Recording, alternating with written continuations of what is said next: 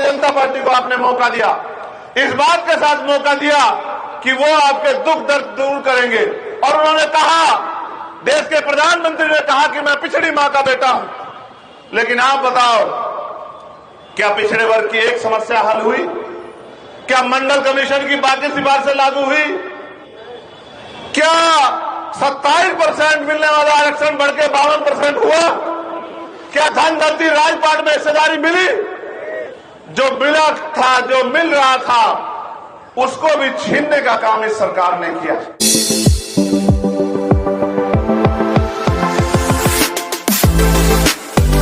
ये संघर्ष हुआ, देश में आंदोलन हुए और डॉक्टर बाबा साहब अम्बेडकर के हिस्से में आया भारतीय संविधान का निर्माण।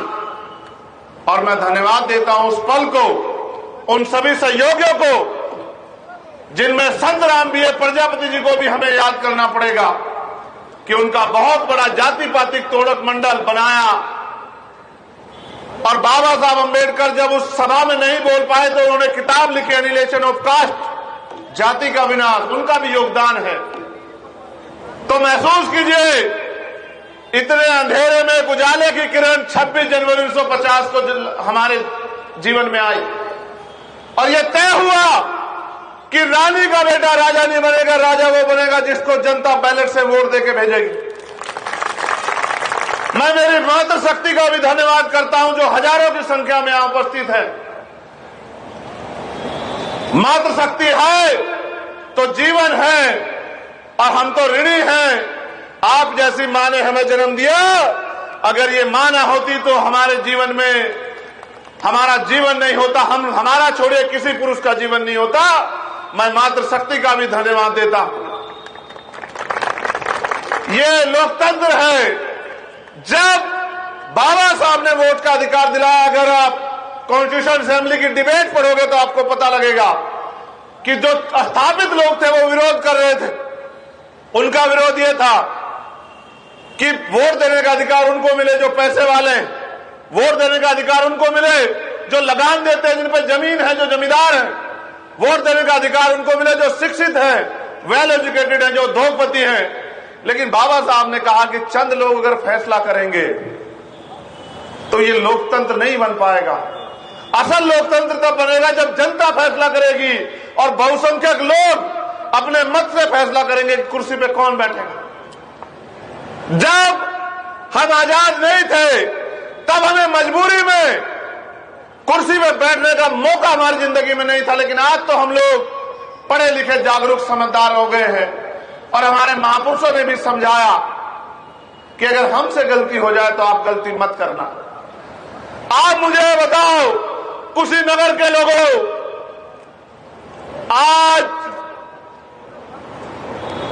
स्वामी प्रसाद मौर्य जी को कुशीनगर की जनता से अपील करनी चाहिए या कुशीनगर की जनता को स्वामी प्रसाद मौर्य जी का धन्यवाद करना चाहिए कि उन्होंने इस लोकसभा को लड़ने का निर्णय लिया, आपका नेतृत्व करने का निर्णय लिया, आपकी आवाज को पार्लियामेंट में उठाने का निर्णय लिया।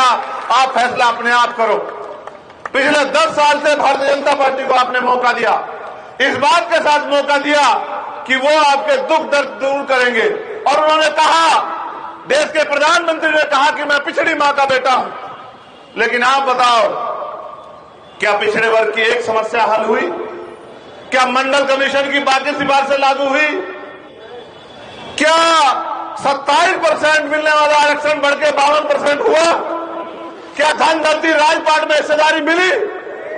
जो मिला था, जो मिल रहा था, उसको भी छीनने का काम इस सरकार ने किया। उदाहरण के तौर पे हम यूपी की बात करेंगे। 69,000 शिक्षक भर्ती हुई, 20,000 पदों पे हमारी हिस्सेदारी में घोटाला हुआ, आपने देखा होगा।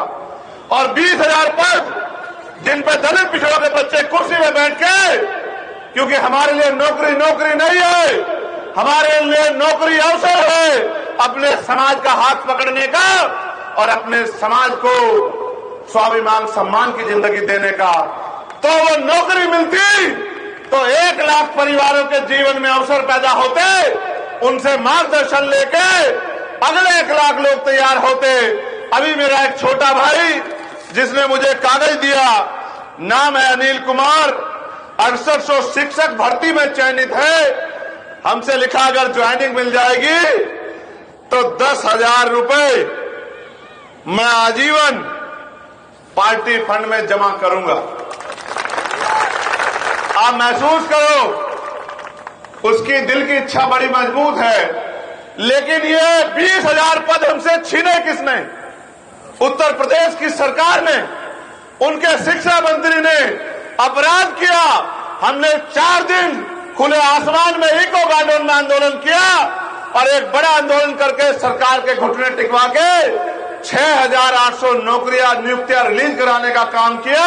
और जब वो नियुक्तियां रिलीज हो गई, पाल प्रजापति, कश्यप, सैनी, मौर्य, साक्य, कुशवाहा, बिंद, राजभर, केवट मल्ला के बेटे को, कुर्मी पटेल के बेटे को जब नौकरी मिलने का नंबर आया तो यही सरकार कोर्ट चली गई और 6,800 नौकरियों पर स्टे लगवा दिया। करना यह चाहिए था कि उस बड़े शिक्षा मंत्री को जेल भेजना चाहिए था 420 का मुकदमा लगा के, जिसने हमारा अधिकार छीनने का काम किया। लेकिन अधिकार छीनने वाले को जेल ना भेज के हमारे बच्चों को सजा देने का काम किया। मेरे पिछड़े समाज के लोगों, दलित समाज के लोगों, हमारी बहनें बच्चियां जब अपने हक की आवाज उठाने गई तो उनको लाठियों से पीटने का काम किया होगा। कई बहनें ऐसी थी जिनके हाथ टूट गए, जिन्होंने छोटे छोटे बच्चे गोद में लिए हुए थे। आज वो आपसे उम्मीद कर रही होंगी कि उनको लाठी मारने वाले लोगों को आप सजा देने का काम करोगे।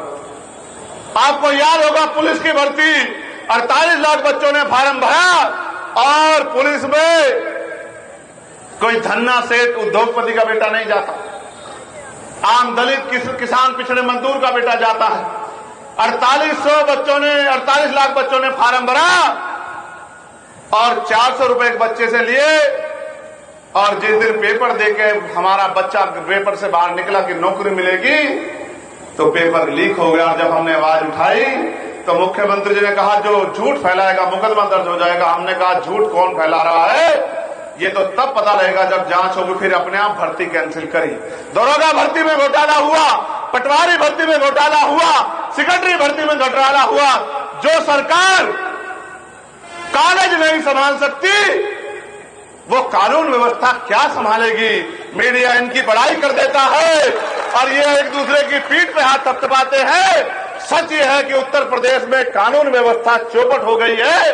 अगर देखना हो तो हाथरस की बच्ची का ऊपर हुआ जुल्म देखो कि किस तरह आपकी बच्ची को कचरे की तरह जला दिया गया और कहते हैं कि इंसाफ हो रहा है। जुल्म देखना हो तो इनकी सरकारों में देखो, जहां राजस्थान में कल ही 11 साल की एक बच्ची ने दम तोड़ दिया क्योंकि उसके साथ 11 दरिंदों ने रेप करके उसको जला दिया था और अभी तक एक गिरफ्तारी नहीं हुई।